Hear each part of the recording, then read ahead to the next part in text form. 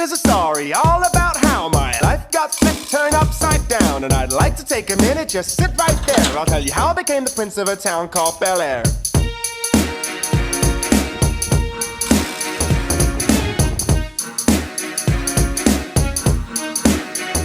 In West Philadelphia, born and raised, on the playground was where I spend most of my days.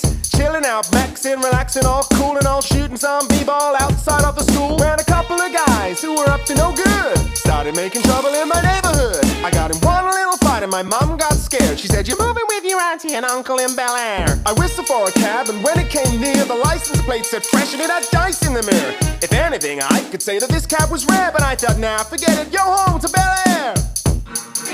I pulled up to the house about 7 or 8, and I yelled to the cabbie, "Yo home, smell you later." I looked at my kingdom, I was finally there. To sit on my